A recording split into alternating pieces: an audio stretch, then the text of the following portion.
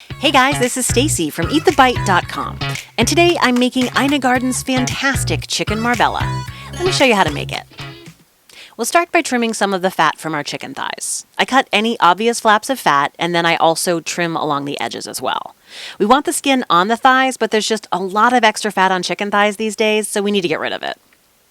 Next, I've peeled a whopping 1.5 heads of garlic for this recipe, and I'm going to mince it down in my mini food processor. I ran it for a few seconds, then I opened it and scraped the sides down a bit, ran it again for another few seconds to finish it off.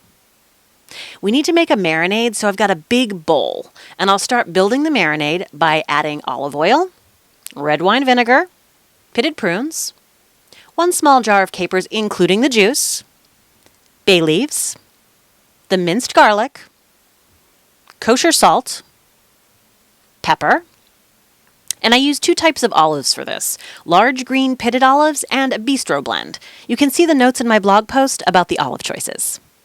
So we'll add the olives, and now it's time to give it a good stir around so that our marinade is very well combined. And now we're ready to add the chicken into this beautiful marinade. I added all my trimmed chicken thighs to the bowl.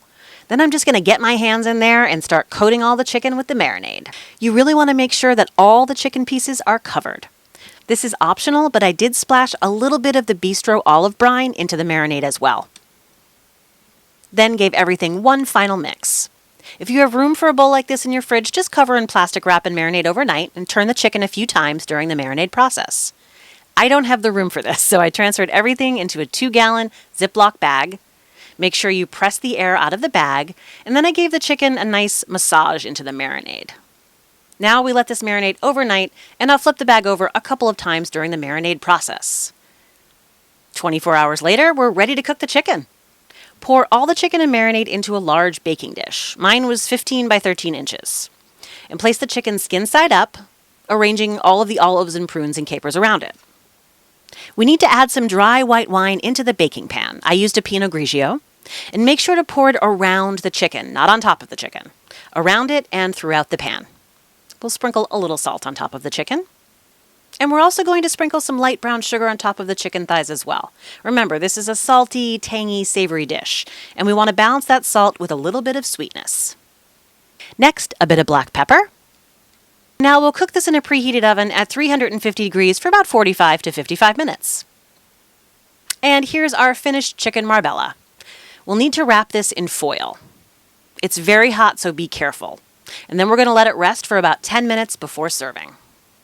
I like serving this on a platter, so just lay the chicken out and fill in the gaps with the olives, prunes, and marinade.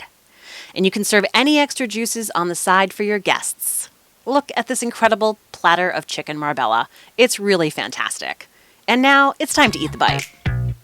The chicken is fork tender, and the juices, the prunes, and the olives and capers, it's incredibly delicious. The flavor profile is so unique, and that tangy, salty, briny savoriness of it just makes this a true gourmet meal. I hope you give this one a try, and that you enjoy Ina's recipe as much as I do. That's all for now. For this and all the printable recipes, you can visit my website at EatTheBite.com. Thanks for watching, and we'll see you next time.